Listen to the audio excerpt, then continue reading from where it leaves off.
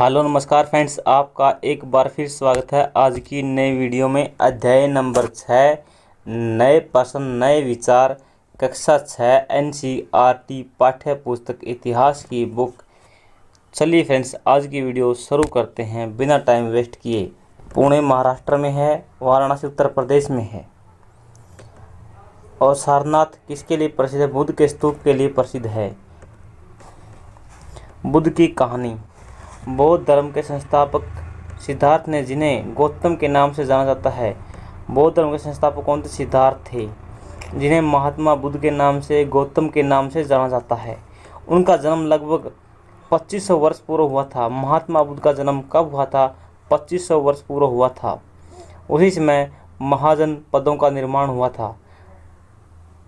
यह वह समय था जब लोगों के जीवन में तेजी से परिवर्तन आ रहे थे। जैसे तुमने अध्याय 5 में महाजन पदों के कुछ राजा इस समय बहुत शक्तिशाली हो गए थे, इनके बारे में पढ़ा था। हजारों सालों के बाद फिर से नगर उभर रहे थे।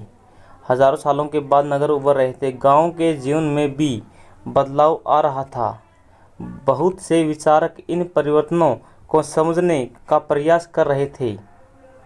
बहुत से विचारक इन परिवर्तनों के समझने का प्रयास कर रहे थे। वे जीवन के सच्चे अर्थ को भी जानना चाहते थे। बुद्ध क्षत्रिय थे तथा शाक्य नामक एक छोटे से गण से संबंधित थे। बुद्ध कौन थे? क्षत्रिय थे। कहाँ से थे बुद्ध? एक छोटा गण था। गण का नाम क्या था? शाक्य, यानी शक्की गण। युवावस्था में ही ज्ञान की खोज में उन्होंने घर के सुखों को छोड़ दिया। अनेक वर्षों तक वे भ्रमण करते रहे। महात्मा बुद्ध ने युवावस्था में अपना घर बार क्यों छोड़ा था? सुखों को क्यों छोड़ा था? ज्ञान की खोज के लिए तथा अन्य विचारकों से मिलकर चर्चा करते रहे। अंततः ज्ञान की प्राप्ति हो गई। उन्होंने स्वयं के लिए रास्ता ढूंढने का निश्चय किया। अंततः ज्ञान की प्राप्ति के लिए उन्होंने स्वयं ही रास्ता ढूंढने का निश्चय किया। इसके लिए उन्होंने बोध गया बिहार में एक पीपल के नीचे कई दिनों तक तपस्या की। बोध गया कहाँ पर है? बिहार में है। वहाँ पर एक पीपल का वृक्ष था, उसके नीचे कई दिनों तक तपस्या की। उन्हें वहाँ पर ज्ञान प्राप्त हुआ। पीपल के नीचे बोध गया बिहार में ज्ञान प्राप्त हो गया। किसको? महात्मा बुद्ध को। इसके बाद से वे बुद्ध के रूप में जाने लगे। यहाँ से वे वाराणसी के निकट स्थित सारनाथ गए। वाराणसी के पास में एक सारनाथ नामक स्थान, वहाँ पर चले गए, जहाँ उन्होंने पहली बार उपदेश दिया। यानी ज्ञान प्राप्त हुआ बोध गया में, पीपल के पेड़ के नीचे बिहार में, और सबसे पहला उपदेश दिया सारनाथ में। सारनाथ किस शहर के पास है? वाराणसी के पास है। कुशीनारा में उसकी मृत्यु का जयकारा लगा। यानी कुशीनगर में मृत्यु हो गई महात्मा बुद्ध की। कुशीनगर मृत्यु से पहले शेष जीवन उन्होंने पैदल ही एक स्थान से दूसरे स्थान पर यात्रा की और लोगों को शिक्षा देने का काम किया।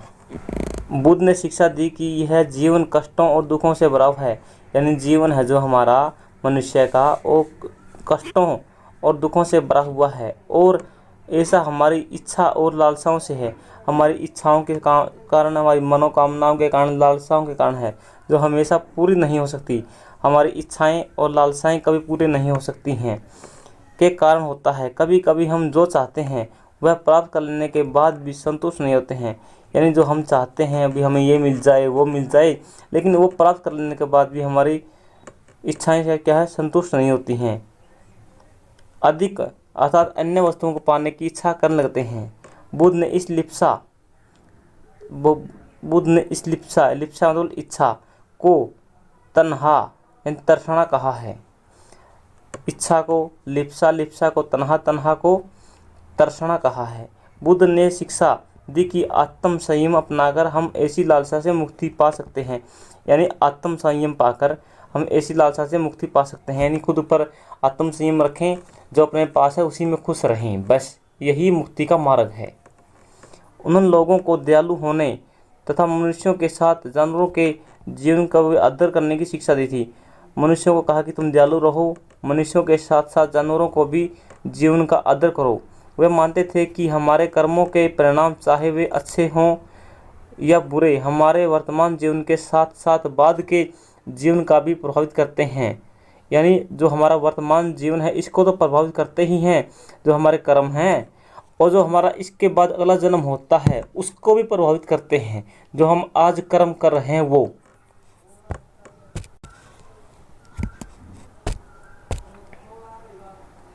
बुद्ध ने अपनी शिक्षा सामान्य लोगों की प्राकृत भाषा में दी थी। बुद्ध ने अपनी शिक्षा किस भाषा में दी थी? प्राकृत भाषा में दी थी। जिस प्रकार भारत में या हरियाणा में आज हिंदी का बोलबाला है, यदि अंग्रेजी भाषा में या किसी अन्य भाषा में प्रसार किया जाए तो वो प्रचार कम होगा। लेकिन जो स्थानीय भाषा है, जैसे हरियाणा में हिंदी है, पंजाब में पंजाबी है, राजस्थान में राजस्थानी है, इस प्रकार स्थानीय भाषा में यदि किसी भी धर्म का प्रचार किया जाए तो जल्दी होगा, शिक्षा का प्रचार जल्दी होगा, क्योंकि वो लोगों की समझ में जल्दी आता है।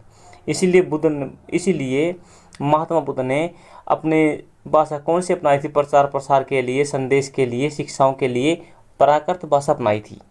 क्यों? क्योंकि वह आम लोगों की भाषा थी उस समय। इससे सामान्य लोग भी उनके संदेश को समझ सके। वेदों की रचना किस भाषा में थी? संस्कृत में थी, और संस्कृत आम लोगों की समझ में आने वाले नहीं थे। बुद्ध ने कहा कि लोग किसी शिक्षा को केवल सभी इसीलिए नहीं स्वीकार करेंगे कि बुद्ध ने कहा कि लोग किसी शिक्षा को केवल इसीलिए नहीं स्वीकार करें कि यह उनका उपदेश है, बल्कि वे उसे अपने विवेक से मापें। यानी बुद्ध ने कहा कि कोई भी व्यक्ति हो और इस शिक्षा को स्वीकार नहीं करें कि वो एक उपदेश है, नहीं, बल्कि अपने विवेक से सोचें, बुद्धि से सोचें, तभी इसको ग्रहण करें और अपनाएं। बुद्ध ने अपनी शिक्षा के बारे में ये बात कही थी, किसी पर थोपी नहीं थी। सारनाथ इस इमारत का स्तूप के नाम से जाना जाता है। सारनाथ स्तूप को एक इमारत है, उसके नाम से जाना जाता है। यह बुद्ध ने अपना सर्वप्रथम उपदेश दिया। बुद्ध ने पहला उपदेश कहाँ दिया? सारनाथ में दिया था। इसी घटना की स्मृति में यहाँ स्तूप का निर्माण करा गया है। किस घटना के कारण? क्योंकि यहाँ पर बुद्ध ने पहला उपदेश दिया था। अध्याय 11 में तुम इस स्तूप के बारे में अधिक पढ़ेंगे। ये स्तूप यहाँ पर दिखाया गया है। किस्सा गौतमी की कहानी, यह बुद्ध के विषय में एक महत्वपूर्ण प्रसिद्ध कहानी है। एक समय की बात है, किस्सा गौतमी नामक एक स्त्री का पुत्र मर गया। इस बात से वह इतनी दुखी होगी कि वह अपने बच्चे को गोद में लेकर नगर के सड़कों पर घूम घूम कर लोगों की प्रार्थना करने लगी कि कोई उसका पुत्र को जीवित कर दे। एक भला व्यक्ति उसे बुद्ध के पास ले गया। बुद्ध ने कहा, मुझे एक मुट्ठी सरसों के बीज ला कर दो, मैं तुम्हारे पुत्र को जीवित कर दूंगा। किस्सा गौतमी बहुत प्रसन्न हुई, पर जैसे ही वह बीज लाने के लिए जाने लगी तो बुद्ध ने उसे रोका और कहा कि ये बीज एक ऐसे घर से मांग कर लाओ जहाँ किसी की मृत्यु नहीं हुई हो। किस्सा गौतमी एक दरवाजे से दूसरे दरवाजे गई, लेकिन वह जहाँ भी गई उसने पाया कि हर घर में किसी न किसी की, पिता की, बहन की, भाई की, पति की, पत्नी की, चाचा, ताती, दाई की मृत्यु हुई थी। उपनिषद, जिस समय बुद्ध उपदेश दे रहे थे तो उसी समय या उससे भी थोड़ा पहले दूसरे अन्य चिंतक भी कठिन प्रश्नों का उत्तर ढूंढने का प्रयास कर रहे थे। उनमें से कुछ मृत्यु के बाद के जीवन के बारे में जानना चाहते थे, जबकि अन्य योगों की उपयोगिता के बारे में जानने के उत्सुक थे। यानी कुछ लोग तो जानना चाहते थे कि मृत्यु क्यों होती है, मृत्यु कैसे होती है, इसके बारे में कुछ जानना चाहते थे। योगों की उपयोगिता यानी योगों से क्या फ़ायदा है, इसके बारे में कुछ लोग जानना चाहते थे। इनमें से अधिकांश चिंतक होते हैं या तपस्या में लीन साधु बैठे होते हैं, चिंतन मनन करते हैं, भगवान का ध्यान करते हैं। इन चिंतकों का यह मानना था कि विश्व में कुछ तो ऐसा है जो स्थायी है और जो मृत्यु के बाद भी बचा रहता है। वो क्या है? इसका वर्णन आत्मा या ब्रह्मा या सार्वभौम आत्मा के रूप में किया गया है। यानी मरने के बाद आत्मा कहो तथा ब्रह्मा कहो या सार्वभौम आत्मा कहो, यानी कुछ तो मृत्यु के बाद जीवित रहता है। वे मानते थे कि अंत आत्मा तथा ब्रह्मा एक ही हैं। वो मानते थे आत्मा और ब्रह्मा एक ही है। ऐसे कई विचारकों का संकलन उपनिषदों में किया गया है। ऐसे ही विचारों का संकलन इसमें किया गया, उपनिषदों में किया गया है, आत्मा और ब्रह्मा का जीवन मृत्यु के बारे में। उपनिषद उत्तर वैदिक ग्रंथों का हिस्सा है। उपनिषद किसका हिस्सा है? उत्तर वैदिक ग्रंथों का हिस्सा है। उपनिषद का शाब्दिक अर्थ क्या होता है? गुरु के समीप बैठना। इन ग्रंथों में अध्यापकों और विद्यार्थियों के बीच बातचीत का संकलन किया जाता है। यानी अध्यापक और विद्यार्थी के बीच जो बातें बोली जाती हैं, कही जाती हैं, उनका संकलन किया जाता है। किसमें? उपनिषदों में। प्राय ये विचार सामान्य वार्तालाप के रूप में प्रयुक्त किए गए हैं। भारतीय दर्शन की 6 पत्तियां यानी षड्दश दर्शन। षड्दश दर्शन क्या है? 6 पत्तियां हैं भारत में दर्शन की। सदियों से भारत द्वारा सत्य की भौतिक खोज का प्रतिनिधित्व दर्शन की 6 शाखाओं ने किया है। ये विशेषिक, न्याय, सांख्य, योग, पूर्व मीमांसा, वेदांत, उत्तर मीमांसा के नाम से जाने जाते हैं। दर्शन की इन 6 पत्तियों को स्थापना क्रमशः ऋषि कणक, गौतम, कपिल, पतंजलि, जैमिनी, व्यास द्वारा किया गया है। आज विदेश में भौतिक चर्चा की दिशा देते हैं जर्मन मूल के भारतविद। जर्मन मूल के हैं, ब्रिटिश है, लेकिन भारतविद फ्रेडरिक मैक्समूलर के अनुसार दर्शन की इन 6 शाखाओं का विकास कई पीढ़ियों के दौरान व्यक्तिगत विचारकों के योगदान से हुआ है, यद्यपि ये एक दूसरे से भिन्न दिखते हैं। बुद्धिमान भिखारी। यह वार्तालाप छांदोग्य उपनिषद नामक प्रसिद्ध उपनिषद की एक कहानी पर आधारित है। छांदोग्य उपनिषद की कहानी पर आधारित उपनिषद है। शौनक व अभिप्राणित नामक 2 ऋषि सार्वभौम आत्मा की उपासना करते थे। एक तो शौनक ऋषि था, एक अभिप्रतारणी ऋषि था। दोनों ऋषि सार्वभौम आत्मा की उपासना करते थे, यानी जो सभी जगह है आत्मा, उसकी पूजा करते थे। एक बार ज्यों ही वे भोजन करने बैठे, एक भिखारी आया और भोजन मांगने लगा। शौनक ने कहा, हम तुम्हें कुछ नहीं दे सकते। भिखारी ने पूछा, विद्वजन, आप किसकी उपासना करते हैं? अभी प्रतारिणी ने उत्तर दिया, सार्वभौम आत्मा की। हो, इसका मतलब आप यह जानते हैं कि सार्वभौम आत्मा संपूर्ण विश्व में विद्यमान है। ऋषि ने कहा, हाँ हाँ, हम जानते हैं। भिखारी ने फिर पूछा, अगर यह सार्वभौम आत्मा संपूर्ण विश्व में विद्यमान है तो यह मेरे अंदर भी विद्यमान है। मैं कौन हूँ? मैं इस विश्व का एक भाग ही हूँ। तुम सत्य बोलते हो, युवा ब्राह्मण। इसीलिए हे ऋषियों, मुझे भोजन न देकर आप उस सार्वभौम आत्मा का भोजन देने से मना कर रहे हो। भिखारी की इस बात की सच्चाई जानकर ऋषियों ने उसे भोजन दे दिया। इन चर्चाओं में भाग लेने के लिए अधिकांश पुरुष ब्राह्मण होते थे जो उपनिषद होते थे, इसमें गुरु शिष्य पढ़ाते थे, वार्तालाप करते थे। इनमें अधिकांश पुरुष ब्राह्मण होते थे, राजा होते थे। कभी कभी गार्गी जैसे स्त्री विचारकों को भी उल्लेख मिलता है। गार्गी एक स्त्री थी, विचारक थी, महान विचारक थी, जिसको उपनिषदों में चर्चा की जाती थी। विद्वता के लिए प्रसिद्ध, अपनी विद्वता के लिए प्रसिद्ध कौन थी? गार्गी।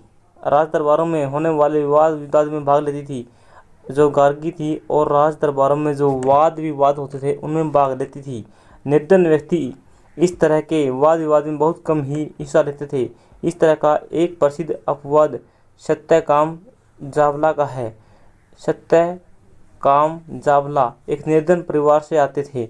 जो राज दरबारों में वाद विवाद होते थे ऋषि मुनियों में ज्ञान के लिए, उनमें हिस्सा लेते थे। सत्यकाम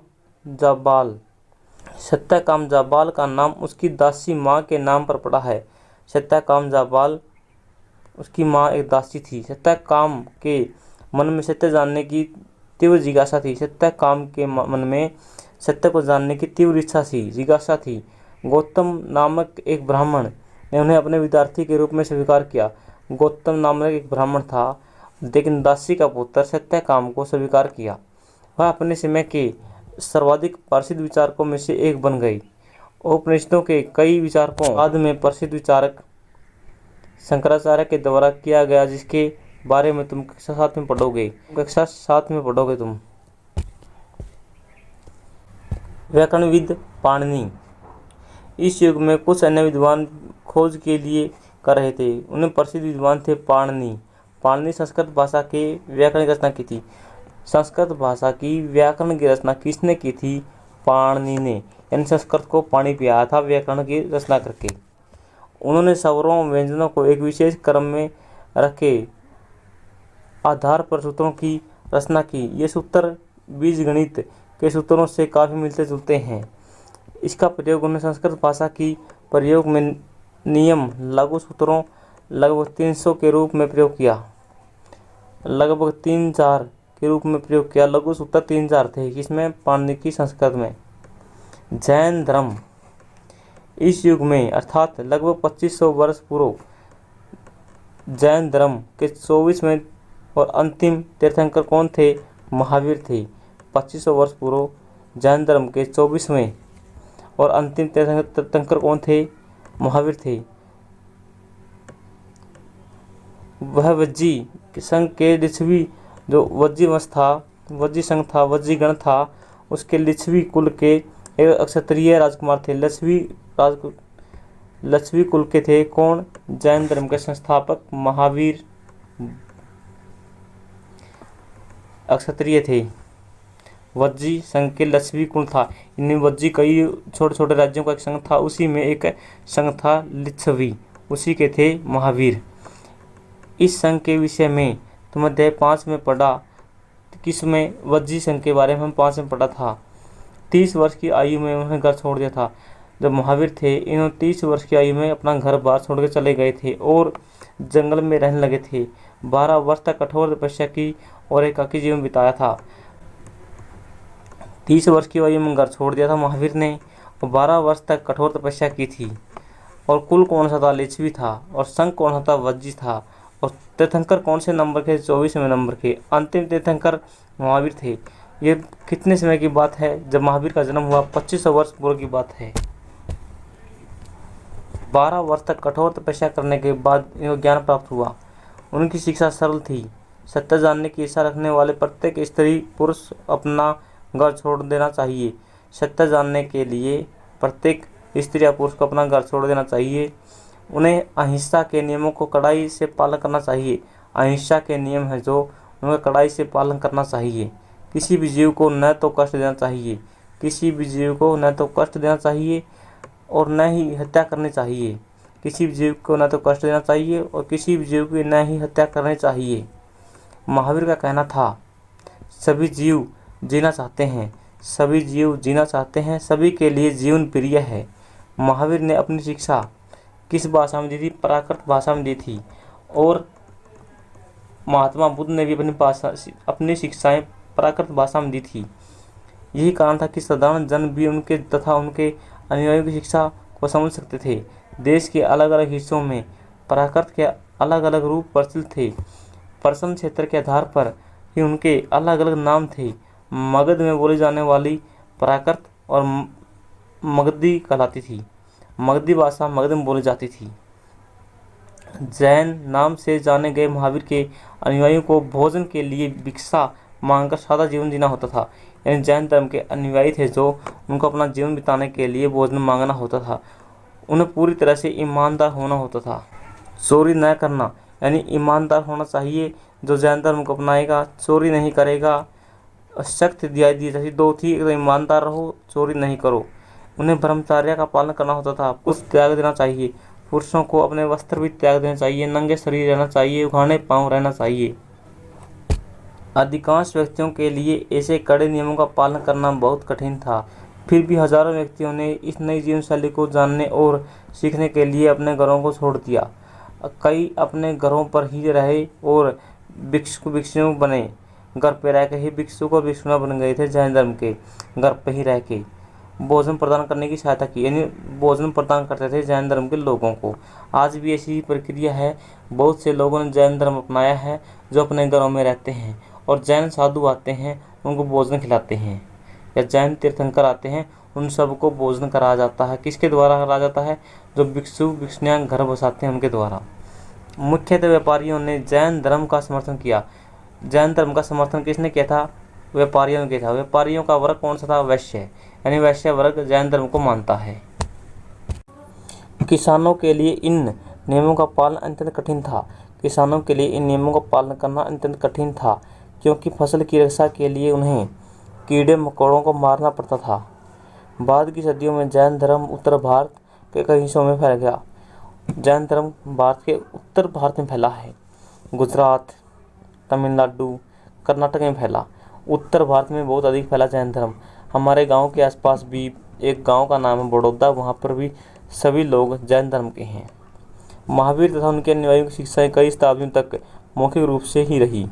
महावीर के द्वारा या उनके अनुयायियों के द्वारा जो शिक्षाएं दी जाती थी वो मौखिक रूप से दी जाती थी।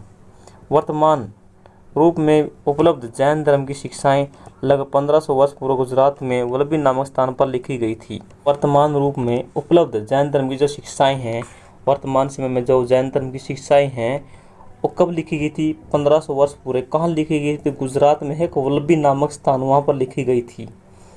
जैन शब्द का जीन शब्द का अर्थ निकला है जिसका अर्थ विजेता। जैन शब्द जीन शब्द से निकला है जिसका अर्थ होता है विजेता। महावीर के लिए जीन शब्द का प्रयोग क्यों किया गया है? क्योंकि उसने विजय प्राप्त कर ली थी, वो ज्ञान प्राप्त हो गया था, इसीलिए। संघ महावीर तथा बुद्ध दोनों का ही मानना था कि महावीर का और बुद्ध का दोनों का मानना था कि घर का त्याग करने पर ही सच्चे ज्ञान की प्राप्ति हो सकती है। घर का त्याग करने पर ही सच्चे ज्ञान की प्राप्ति हो सकती है। किसका मानना था?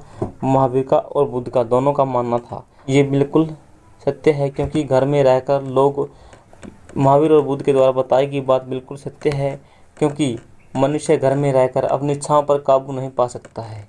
क्योंकि पहले अपनी पत्नी की, माता पिता की, फिर बच्चों की, फिर परपोतों की, पोतों की, सबकी इच्छाएं चलती रहती हैं दिमाग में, यानी वो कभी भी भगवान में ध्यान नहीं लगा पाता। ऐसे लोगों के लिए उन्हें संघ नामक संगठन बनाया। संघ नामक संगठन किसने बनाया था? महावीर और बुद्ध के लोगों ने, जहाँ घर का त्याग करने वाले लोगों का एक साथ रह सकते थे। घर के महावीर और बौद्ध और जैन धर्म के लोग थे जो घर का त्याग करते थे, वह कहाँ पर रहते थे? इकट्ठे संघों में रहते थे। संघों में रहने वाले बौद्ध भिक्षुकों के लिए बनाए गए नियम, जो संघ थे, संघों में जो बौद्ध भिक्षुक रहते थे, इनके लिए जो नियम कानून बनाए गए थे वह किस में है? विनय पिटक में है। विनय पिटक में लिखे गए हैं। विनय पिटक में बौद्ध भिक्षुकों के रहने के, खाने पीने के नियम थे। विनय पिटक से हमें पता चलता है कि संघ में पुरुषों और स्त्रियों के रहने के लिए अलग अलग व्यवस्थाएं थी। विनय पिटक से हमें पता चलता है कि जो संघ था, संघ में जो महिलाएं तो पुरुष थे अलग अलग रहते थे। ठीक है। सभी व्यक्ति संघ में प्रवेश ले सकते थे। सभी व्यक्ति संघ में प्रवेश ले सकते थे। हालांकि संघ में प्रवेश के लिए बच्चों का अपने माता पिता, संघ में कोई बच्चा प्रवेश करना चाहता है तो उसको अपने माता पिता से, दासों को अपने स्वामी से, राजा के यहाँ काम करने वाले लोगों को राजा से, कर्जदारों को अपने देनदारों से अनुमति लेनी होती थी, तभी संघ में शामिल हो सकते थे। एक स्त्री को इसके लिए अपने पति से अनुमति लेनी थी। यदि कोई स्त्री संघ में शामिल होना चाहती है तो उस स्त्री को अपने पति से अनुमति लेनी होती थी। संघ में प्रवेश लेने वाले स्त्री पुरुष बहुत सादा जीवन जीते थे। वे अपना अधिकांश समय ध्यान करने में बिताते थे और दिन के एक निश्चित समय में वे शहरों और गांव में जाकर भिक्षा मांगते थे। और एक निश्चित समय शहरों और गांव में जाकर भिक्षा मांगते थे। यही कारण है कि उन्हें भिक्षुक या भिक्षुणियाँ कहते थे। साधु भिखारी के लिए प्राकृत शब्द है भिक्षु भिक्षुणियाँ। साधु भिखारी के लिए प्राकृत शब्द कौन सा है? भिक्षुक भिक्षुणियाँ। वे आम लोगों को शिक्षा देते थे और साथ ही एक दूसरे की सहायता भी करते थे। किसी तरह की आपसी लड़ाई का निपटारा करने के लिए प्राय वे बैठकें करते थे। यानी कई बार जो संघ के लोग हैं आपस में लड़ाई झगड़ा हो जाता था इनमें, तो वो अपना लड़ाई झगड़ा मिटाने के लिए बैठक करते थे। संघ में प्रवेश लेने वाले ब्राह्मण, क्षत्रिय, व्यापारी, मजदूर, नाई, गणिकाएं, दास शामिल थे। यानी कोई भी शामिल हो सकता था इस संघ में। इनमें से कई लोगों ने बुद्ध की शिक्षाओं के विषय में लिखा था। कुछ लोगों ने संघ में अपने जीवन के विषय में सुंदर कविताएं रची हैं।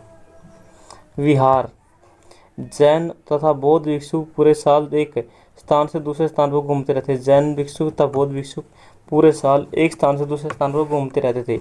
उपदेश दिया करते थे। केवल वर्षा ऋतु में जब यात्रा करना कठिन हो जाता था तो वे एक स्थान पर निवास करते थे। ऐसा समय वे अपने अनुयायियों द्वारा उद्यानों में बनवाए गए अस्थायी निवासों में रहते थे। पहाड़ी क्षेत्रों में प्राकृतिक गुफाओं में रहते थे। प्राकृतिक गुफाओं में या अनुयायियों द्वारा जो उद्यान बनाए गए थे, विहार बनाए गए थे, उनमें रहते थे। जैसे जैसे समय बीतता गया, भिक्षु भिक्षुणियों ने स्वयं तथा उनके समर्थकों ने अधिक समय समर्थकों ने अधिक स्थायी संस्थाओं की आवश्यकता का अनुभव किया। तब कई शरण स्थल बनाए गए जिन्हें विहार कहते हैं। जैसे जैसे समय बीतता गया तो भिक्षु भिक्षुणी महसूस होने लगा कि भाई हमारे रहने ठहरने के लिए कुछ स्थान बनाने चाहिए जिन्हें बोलते हैं शरण स्थल। तो उन शरण स्थल बनाए गए इनके रहने के लिए। जो बौद्ध धर्म के जैन धर्म के भिक्षु भिक्षुणी थे उनको क्या कहते हैं, विहार बोला जाता है। विहार, आरंभिक विहार लकड़ी के बनाए गए थे। बाद में इनका निर्माण में ईंटों का प्रयोग किया गया। पश्चिम भारत में विशेषकर विहार पहाड़ियों को खोदकर बनाए गए थे। पश्चिम भारत कहाँ पर है, महाराष्ट्र में, विशेषकर गुजरात में। यहाँ पर पहाड़ों को खोदकर विहार बनाए गए थे। पहाड़ी को काटकर बनाई गई एक गुफा, यह कारले महाराष्ट्र में है। पहाड़ी को काटकर बनाई गई कारले नामक गुफा कहाँ पर, महाराष्ट्र में है। भिक्षु भिक्षुणी यहाँ पर रहते थे। ये दिखाई गई गुफा यहाँ पर। एक बौद्ध ग्रंथ से याद होता है, जिस तरह महासागर में मिलने वाली नदियाँ अलग अलग पहचान समाप्त हो जाती है, यानी महासागर में नदियाँ सभी अलग अलग स्थानों से आती हैं और मिलकर एक समान हो जाती हैं, सभी अपनी पहचान खो देती हैं।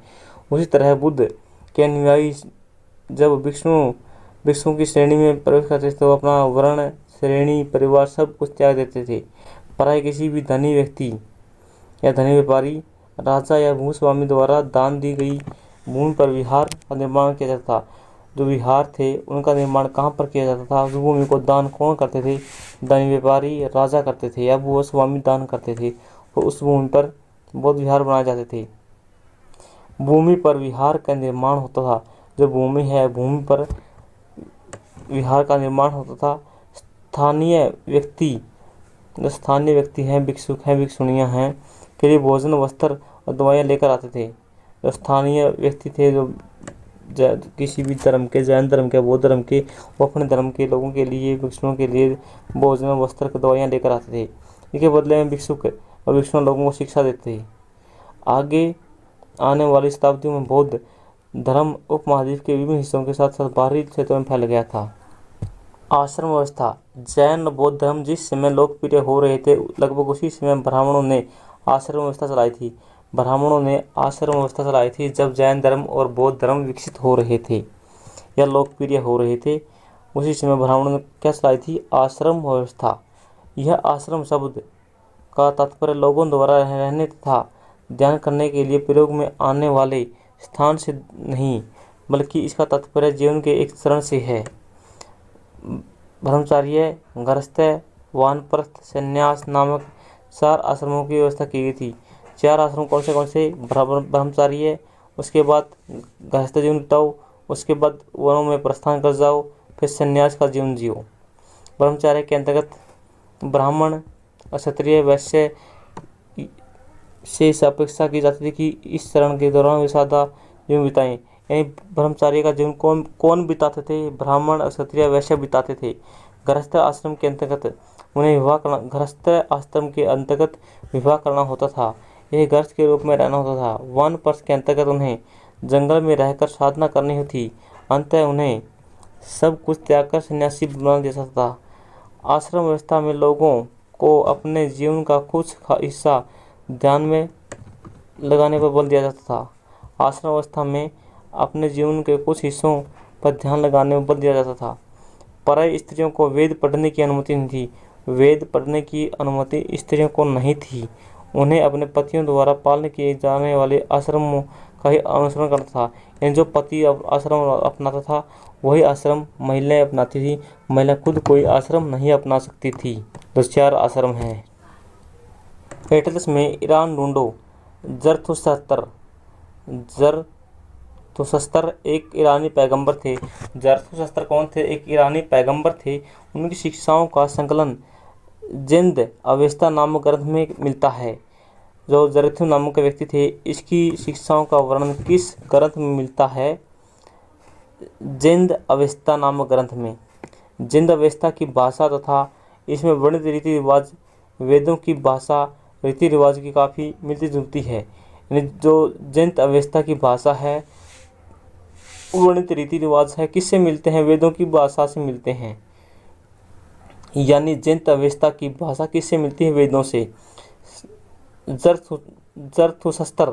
जरथुस्त्र की मूल शिक्षा का सूत्र सद्विचार, सद्वचन, सद्कार्य, यानी 3 मूल सूत्र हैं।